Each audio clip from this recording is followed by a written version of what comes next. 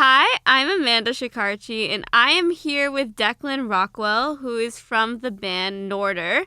Declan released his solo EP, The Yearbook Club, which explores Declan's unique sound. Thank you so much for being here. Hi, I'm so happy to be here. This is so great. This is so great. Yes. So, what are the themes of this EP? For me, I have gone through a lot of I don't know, like relationship fallouts and stuff like that in the past, I don't know. I had really thought about how I wanted to approach this record from the previous record. And instead of writing about specific things that I did with the first album, with this one I wrote about emotion, just how I was feeling in the last year and a half, how I've been uh, living life and stuff like that, and just you know feeling out the world essentially. So there's themes of like unsureness and like coming of age and just kind of like how to come to terms with reality and try and just keep moving forward.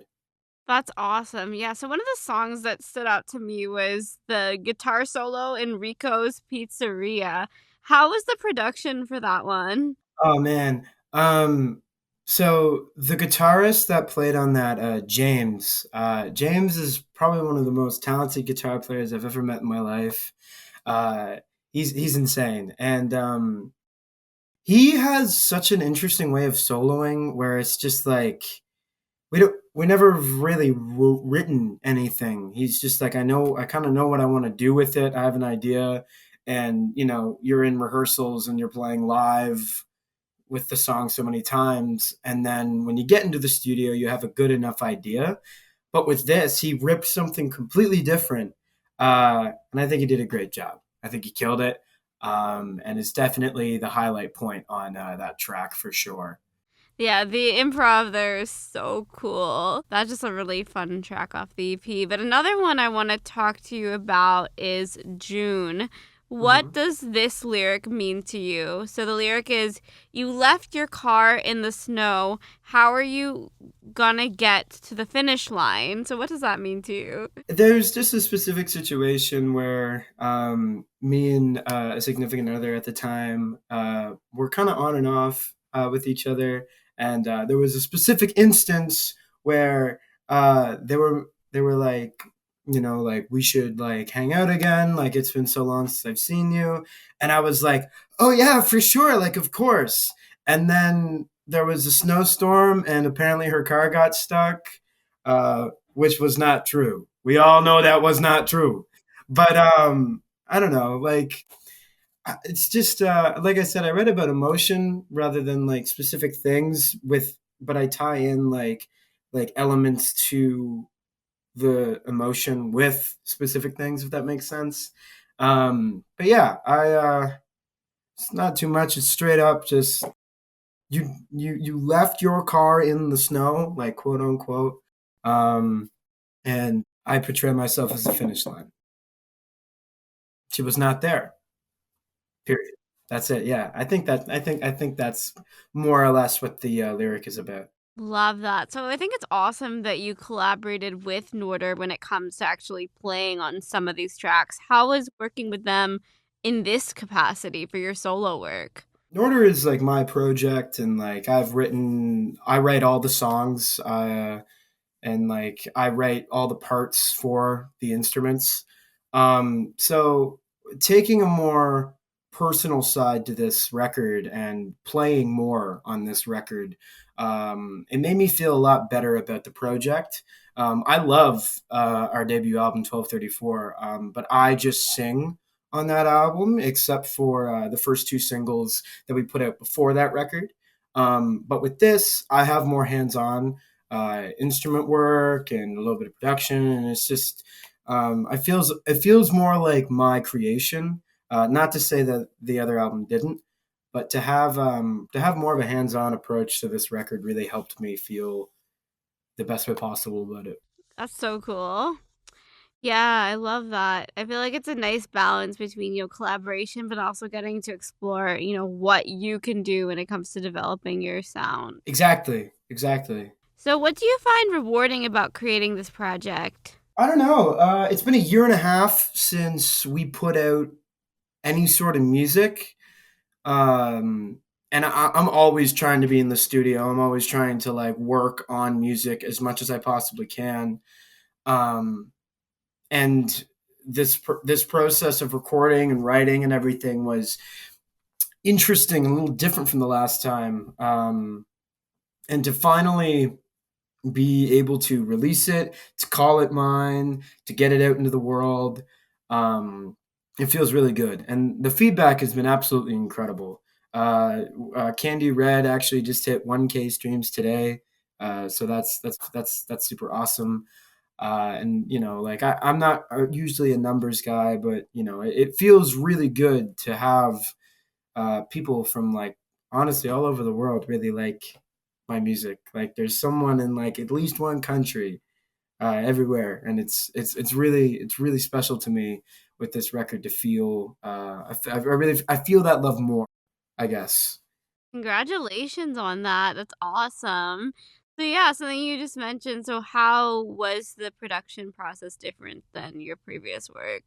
So our producer Colin, I've been working with Colin ever since we started, or I started NORTER, and with this record, it was more recorded at his house more than a big fancy recording studio. We were in a bigger actual studio for a few sessions. We recorded Rico's in June in the same day, basically laying out all the instrument tracks because those are the two songs that the band plays on. And we laid all those out in a day, and that was really the only experience where we had like a bigger studio with multiple isolation rooms and like a what you would expect recording a record. But honestly, the rest of it was recorded at Colin's house, and I liked the intimate feeling more. It made me feel like it was like again like just like a creation that I had more of a part to play in. And you know it's it's just it made it more special, and I feel like this production was um you know it's with Colin. He always goes 100%, uh and he will like he'll make sure that it's sounding perfect, and he always does an incredible job. um and yeah, no, this production was definitely I'm very proud of how it sounds. I'll put it that way. That's lovely. I'm so happy for you. So, something you mentioned when we were talking before was that you come from a musical family. How did your dad influence your passion for creating music? My dad actually like worked in Toronto at A&M, which is now Virgin Records. He did artist A&R work, but he's always been like a big fan of music. Um, he's like a very close friend of his, and like basically a family member of ours. Is the guitar player from Skid Row, Scotty Hill. And I've just always had these people in my life where my dad has like introduced me to these incredible musicians. And my grandfather was like a giant, well, not giant, but he was a pretty big Canadian folk recording artist back in like the 60s to like the early 80s. And it's just a musical family. And he I don't know, he always tells me, he was like, I was playing music for you even when like like you were in your mom's belly and stuff like that. And that's true. And he and I share an inseparable bond through music, and I feel like that has propelled me to do my project to the best of my ability. Because like I'll call him and I'll tell him one thing, and he was like, "That's incredible. Let's do these 5 things right now." And I'm like, "Well, hold on a second." And we're both so passionate about it that he's like acting manager. And I'm so proud of like how far he's come, and he's proud of how far I've come. And we work together almost. And without him, Norder would not be possible, hands down. That's amazing. So, what advice would you have for musicians who want to put themselves out there? Oh man, don't listen to people you don't know. Like in the sense of like if you are afraid of people give like negative feedback, 90% of the time you don't know those people, and they're like they should not deter you from doing what you want to do. I've had many people tell me that it's a risky business, it's not good enough, you're not good, and it's like all that unfortunate thing. But with me, it's like that just kind of fuels my fire. I have no reason to stop just because someone thinks that what I'm doing isn't something that they would enjoy. And people think it's like corny or like cringe to like always be on social media, always be posting, like shoving it down people's throats. That's what you got to do. That's what you have to do. Everyone thinks that they're going to be the next big star in today's age because it's so possible to like go viral on the internet now that you need to stand out and you need to be unique. And I try my best to do that, and just block out the noise. I'm focused on my band, and I have a very small circle of people that I trust with my musical ability and my creative direction. Um, so yeah, big three things. Don't listen to people you don't know about your music. Um, just pound the pavement because like it's going to work if you don't stop that. And number three, just like stick to your craft, keep a small circle, and trust yourself the most because you are the only person that is going to make it happen. I love that. I think, especially with feedback, it's like, people mean well. And I think it's one of those things where it's like you take the things that are applicable for you and you walk away with the things that, okay, maybe this doesn't work for me. Exactly. And there's a difference between like constructive criticism and people just like hating. And, you need to be able to decipher that, and you can't take it to heart. You know what I mean? Like if your best friend in the whole wide world is telling you something about your music that you don't want to do, don't do it. It doesn't matter. Like it's your project. And if it's not going to work, that is a result of your thought process, and you need to change that and you need to figure that out. It's obviously good to have people in your corner. I have like creative directors, video, photo, the band and stuff like that. I go to them.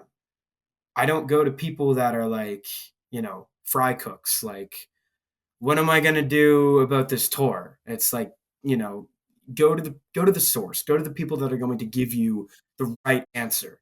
It might not be the answer you want to hear, but it's going to be the right one. Yeah. So, what is next for you?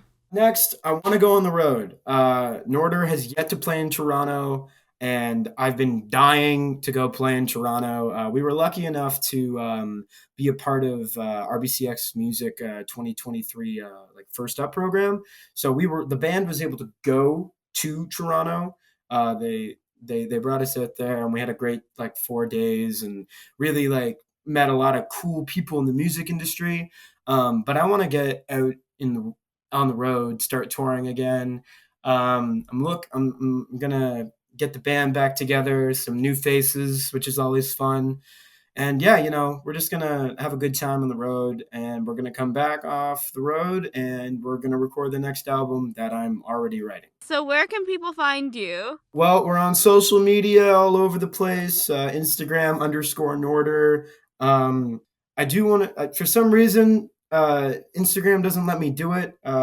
It's supposed to be in all caps, but it's not. So just _Norder. That's our Instagram. Facebook, just Norder. Like we're on TikTok, Norder Band, and we're on all the streaming platforms, especially Bandcamp. I love pushing Bandcamp. If anyone wants to support us directly, go follow our band